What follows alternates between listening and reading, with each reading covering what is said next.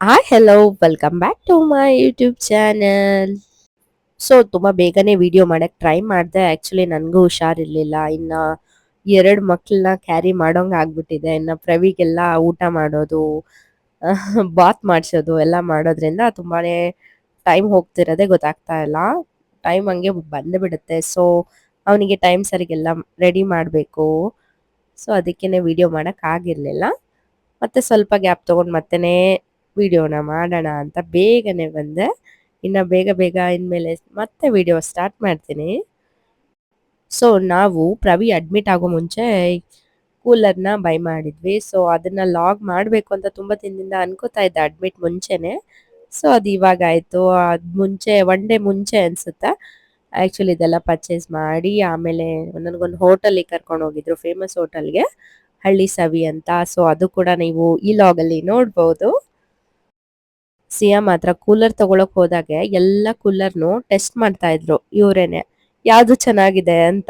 Last ಅಲ್ಲಿ ಮತ್ತೆ ಇದನ್ನೇ ಚೂಸ್ ಮಾಡ್ಕೊಂಡು ತಗೊಂಡ್ ಬಂದ್ವಿ. ಆಕ್ಚುಲಿ ನಾವು ತಗೊಂಡ್ ಬಂದ್ಮೇಲೆ ಬೇಸಿಗೆ ಕಡಿಮೆ ಆಗ್ಬಿಡ್ತು. ಹಿಂಗಾಯ್ತು ನಮ್ಮ ಮನೆ ಬರ. ಲಾಸ್ಟ್ ಇಯರ್ ತಗೊಂಡಿದ್ದು ಒಂದು 6 ಮಂತ್ಗೆನೆ ಹಾಳಾಗೋಯ್ತು. ಸೊ ಅದಕ್ಕೆ ಚೆನ್ನಾಗಿರೋದೇ ತಗೊಳ್ಳೋಣ ಅಂತ ಇದು ತಗೊಂಡಿದ್ದು ಕ್ರೋಮದಲ್ಲಿ. ಇದು ನಮಗೆ ಬೆಸ್ಟ್ ಪ್ರೈಸ್ಗೆನೆ ಸಿಕ್ತು.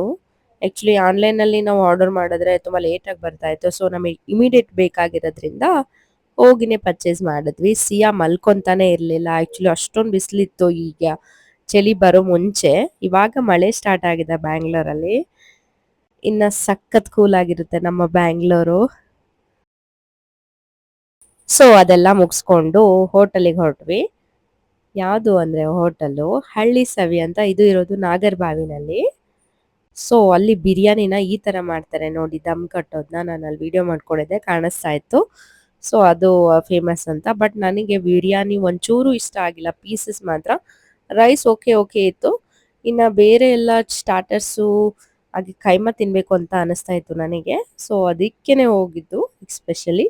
ಇನ್ನು ಬಿರಿಯಾನಿ ನನಗೆ 100ಗೆ ನಾನು 10 ಕೂಡ ಕೊಡಲ್ಲ, ಅಷ್ಟು ಇಷ್ಟನೇ ಆಗಿಲ್ಲ ನನಗೆ. ಕೈಮ ಮಾತ್ರ ಸಖತ್ತಾಗಿ ಇಷ್ಟ ಆಯಿತು. ಸೊ ಆರಾಮಾಗಿ ನಾವು ಕೈಮಾ ಸ್ಟಾರ್ಟರ್ಸ್ ಏನಾದರೂ ಟ್ರೈ ಮಾಡ್ಬೋದು. ಹಾಗೆ ಮುಗಿಸ್ಕೊಂಡು ಬೀಡ ಹಾಕ್ಕೊಂಡು ಅಲ್ಲಿಂದ ನಾವು ಹೊರಟ್ವಿ. ಹಾಗೆ ಕ್ಲೌಡ್ ಲೈನು ಇತ್ತು. ಸೊ ಅಲ್ಲಿ ಡೆಲಿವರಿ ಬಗ್ಗೆ ಸ್ವಲ್ಪ ಮಾತಾಡ್ತಾ ಇದ್ವಿ ಕೂತ್ಕೊಂಡು ಕಾರಲ್ಲಿ. ಸೊ ನಂದು ಈ ಸಲ ಕಾಂಗ್ರೋ ಕೇರಲ್ಲಿ ಮಾಡ್ಸೋಣ ಅಂತ ಅನ್ಕೊಳ್ತಾ ಇದ್ದೀವಿ. ಬಟ್ ಟೈಮ್ ಹೇಗೆ ಬರುತ್ತೋ ಗೊತ್ತಿಲ್ಲ. ಇನ್ನು ದಾವಣಗೆರೆಯಲ್ಲಿ ಆಗುತ್ತೋ ಅಥವಾ ಬ್ಯಾಂಗ್ಳೂರಲ್ಲಿ ಆಗುತ್ತೋ ಏನೋ ಅಂತ. ಮನೆಗೆ ಬಂದರು ಪ್ರವಿ ಹೇರ್ ಕೂಲರ್ನ ಅಸೆಂಬ್ಲಿ ಮಾಡ್ತಾ ಇದ್ರು. ಹಾಗೆ ಎಲ್ಲ ಟೆಸ್ಟ್ ಮಾಡಿ ಏರ್ ಕೂಲರ್ನ ಸಿಯಾ ಕೈಯಿಂದ ಆನ್ ಮಾಡಿಸಿದ್ವಿ. ಸೊ ಪಪ್ಪ ಜೊತೆ ಕುತ್ಕೊಂಡು ಯಾವ ಥರ ಆನ್ ಮಾಡ್ತಿದ್ದಾರೆ ನೋಡಿ. ಓ ಅದು ವೀಲ್ಸ್ ಎಲ್ಲ ಅವರೇ ಹಾಕಕ್ಕೆ ಹೋಗ್ತಾರೆ. ಯಾವ ಥರ ಇದೆ ಇವ್ರದ್ದು. ಇಬ್ಬರದು ಆಟ ಆಡ್ತಾ ಇದ್ದಾರೆ ಅದ್ರ ಜೊತೆ ಕುತ್ಕೊಬಿಟ್ಟು.